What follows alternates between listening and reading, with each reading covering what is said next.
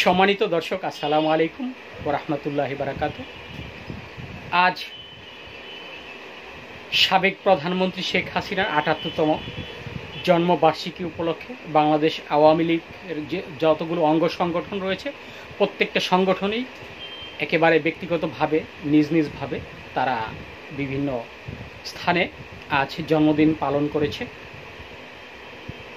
আমাদের বাংলাদেশ এমন একটি দেশ, যেই দেশটিকে আমরা একটি সোনার বাংলাদেশ হিসাবেই সবসময় গড়ে তোলার চেষ্টা করেছি।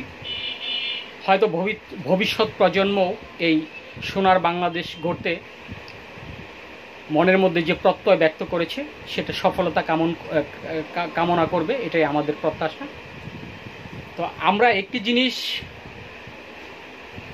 আমরা সবসময় ভারত বিরোধী আচরণ করে থাকি। আমি নিজেও ভারত বিরোধী। তার কারণ হচ্ছে, ভারত আমাদেরকে যেভাবে শোষণ করে, পৃথিবীর কোনো দেশেই এভাবে শোষণ করে না তার প্রতিবেশী রাষ্ট্রকে।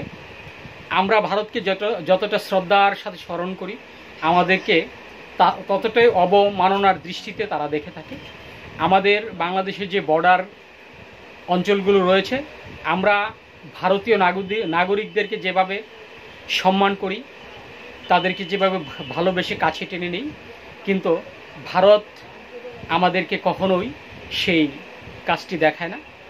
গত কয়েকদিন আগে ভারতের আপনার স্বরাষ্ট্রমন্ত্রী বলেছেন একটি আলোচনা সভায়, তিনি বলেছেন যে কোনো বাংলাদেশি যদি এই ভারতের বর্ডারে ঢুকে পড়ে, তাহলে তাকে আপনার ঝুলিয়ে তাকে রাখবেন এবং তাকে হত্যা করা হবে। এই বিষয়গুলোকে নিয়ে আমাদের বাংলাদেশ এবং ভারতের মধ্যে সবসময় একটা বিরোধ প্রতিক্রিয়া, কিন্তু সেটা আওয়ামী লীগ যখন ক্ষমতায় আসে ঠিক তখন এর উল্টোটা দেখা যায়। তারপরেও আমরা বলবো যে আওয়ামী লীগ ক্ষমতা থাকা সত্ত্বেও ফেলানির মতো অনেক ফেলানি এই বর্ডারে হত্যা করা হয়েছে, অনেক কৃষককে হত্যা করা হয়েছে, অনেক মজুরকে হত্যা করা হয়েছে, অনেক সাধারণ মানুষকে হত্যা করা হয়েছে।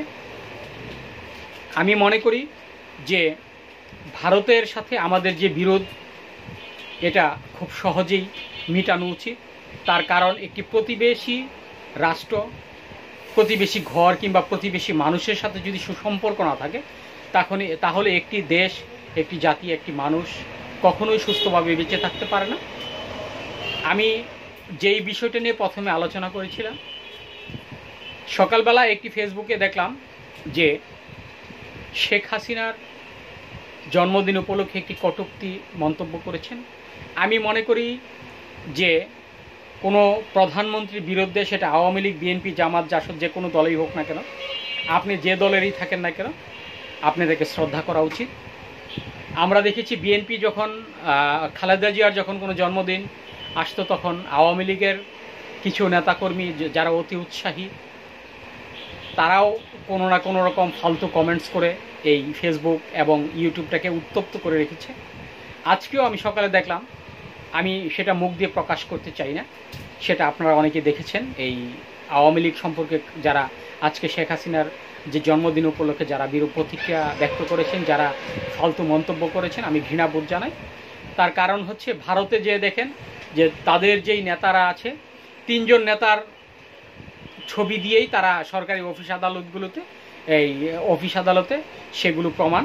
কিন্তু আমাদের বাংলাদেশে যদি শেখ হাসিনা, খালেদা জিয়া এবং বঙ্গবন্ধুর ছবি একসাথে থাকতো, তাহলে আমার মনে হয় ছবিরা মারামারি করে মরে যেত।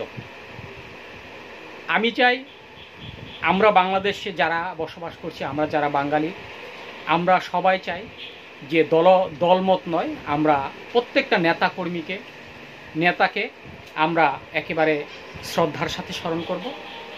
এই সাধারণ বিষয় নিয়ে যদি আমাদের মধ্যে এই বিরূপ প্রতিক্রিয়া সৃষ্টি হয়, নেতিবাচক কথা, আচার ব্যবহার শুরু হয়, এটা মনে হয় আমরা একটি সভ্য জাতি হিসাবে অত্যন্ত দুঃখজনক একটি ব্যাপার।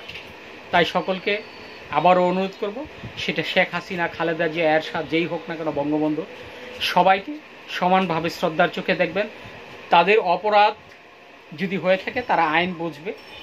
আপনি আইনের ঊর্ধ্বে কেউ নন, আমি আইনের ঊর্ধ্বে কেউ নই, শেখ হাসিনা আইনের ঊর্ধ্বে কেউ নয়। এই পৃথিবীতে যারাই জন্মগ্রহণ করেছে, আইনের ঊর্ধ্বে কেউ নয়। তারা তাদের কাছ থেকে আমরা আমাদের কাছ থেকে তাদেরকে শ্রদ্ধা করব, আর আইন তাদেরকে কিভাবে কি করবে সেটা আইন বুঝবে। ধন্যবাদ সবাইকে, আসসালামু আলাইকুম।